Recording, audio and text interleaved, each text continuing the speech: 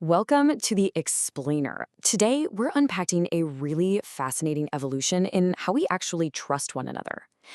Think about how you coordinate with total strangers every single day. We're looking at a profound shift here, moving from centralized authorities straight into decentralized networks. It's a transition that fundamentally questions the bedrock of how we organize human effort, capital, and literally society itself. It's a pretty wild contrast when you put traditional governance up against the very first digital DAO. Think back to 1787.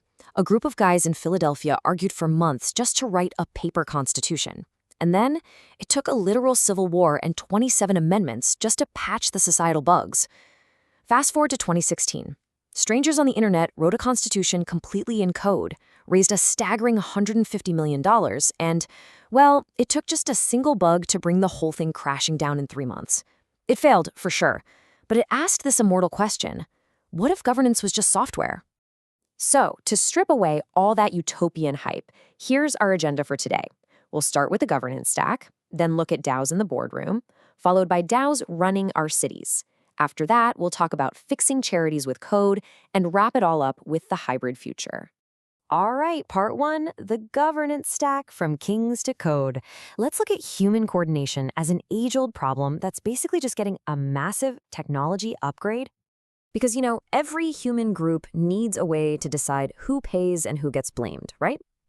Stack 1 was basically kings using violence. Fast, sure, but it completely lacked a clean exit strategy. Then Stack 2 brought us nations using law, highly scalable but incredibly slow. Stack 3 introduced companies to lower those transaction costs. And now, here we are at Stack 4, DAOs relying entirely on code. And here's why this is an absolute game changer. While traditional companies give you a voice, DAOs give you a totally frictionless exit. If a traditional company's direction is frustrating you, you basically just complain or vote your shares.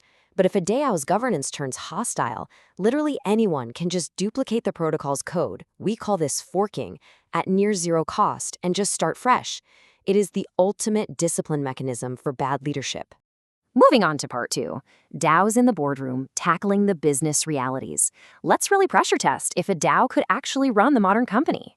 0. Yep, that is exactly how many unicorn startups are pure DAOs right now. Why? Well, mostly because DAOs are incredibly slow and, frankly, terrible at keeping secrets like R&D.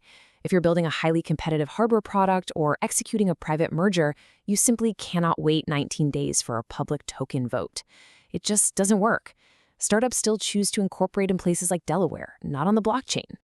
When we weigh the trade-offs here, some super clear patterns emerge. If you need a secret capped or you need to pivot fast, you definitely want a traditional CEO. But if you need a transparent, trustless pool of money, the DAO absolutely wins. Companies excel at execution and shielding liability. DAOs, on the other hand, excel at credible neutrality. A CEO can't suddenly run away with a trustless, smart contract-bound treasury. Plus, a DAO can instantly pay contributors across 200 countries using stablecoins, completely bypassing complex traditional payroll borders. And that brings us to the industry standard today. Like we see with Uniswap, it's really a hybrid model.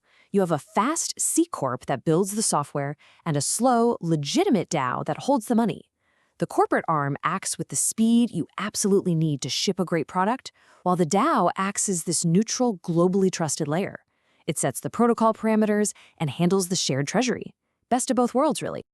Okay, part 3. DAOs running our cities, politics, and real estate. Can code actually replace a city council? What I found totally fascinating here is the massive political gap. Nations guarantee equality with a passport, one person, one vote. But DAOs, they operate as a plutocracy. One token equals one vote, meaning more tokens equals more power. Until we can definitively prove unique human identity online without relying on wealth, decentralized governance is going to mirror corporate shareholder capitalism way more than true democratic equality. So you might be wondering, could a DAO actually run a physical city? It's a massive leap going from managing digital assets to managing real-world dirt and concrete, especially since projects like CityDAO went out and bought 40 acres of land in Wyoming. Well, the reality? They really can't run fast-moving physical operations. Managing city budgets requires so much real-world expertise that DAOs often just end up electing a 9-person council.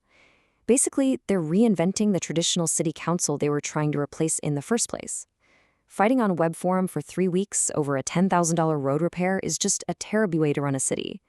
Physical space requires speed, liability shields, and sometimes a monopoly on force, things that decentralized code simply cannot provide. Let's pivot to part 4, fixing charities with code, civil society. Because if DAOs struggle with physical cities, civil society is where they might actually shine the brightest.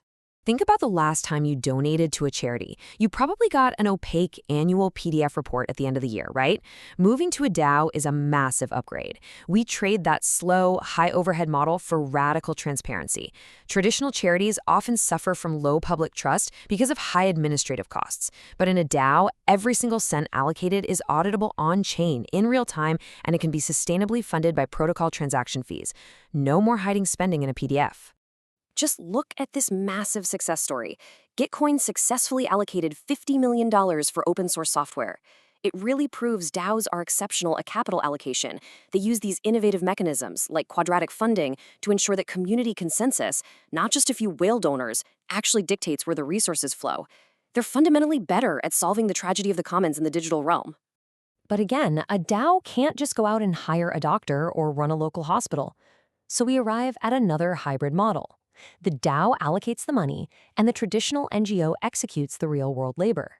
Imagine a future where the DAO acts as the treasury and the grant maker, collecting those sustainable protocol taxes, while a traditional, legally compliant nonprofit handles the liability and the actual operations on the ground, like how the ENS DAO helps fund Wikipedia.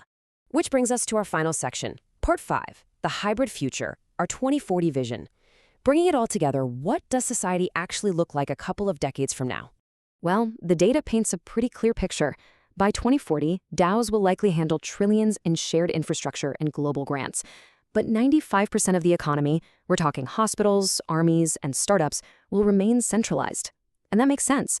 The world needs the secrecy of corporate R&D, the speed of military response, and the liability protection of a surgical ward. DAOs aren't going to replace the state or the firm. They'll just occupy that critical 5% where global, trustless coordination is absolutely key. Imagine a hybrid state, sort of like an Estonia in 2030. They could adopt a DAO layer for transparent public budgets to practically eliminate corruption. Citizens could vote directly on-chain for local infrastructure grants, creating this immutable public record. But the actual pouring of the concrete, that remains firmly in the hands of a traditional civil service. So if you're ever deciding between starting a company or starting a DAO, here is your definitive checklist. You DAO when exit is more important than having a voice, when trust beats speed, when pooling money matters way more than keeping secrets, when your audience is purely global, and when radical transparency is more important than operational efficiency. If you don't meet these criteria, well, you should probably just build a traditional company. Decentralized governance isn't some revolution that's going to burn down the old world. It's just a powerful new tool in our ongoing attempt to actually trust one another. The future isn't a DAO, it's a world where you have the freedom to choose one. So, I want to leave you with this final thought. As human coordination continues to evolve, which system will you choose to build with?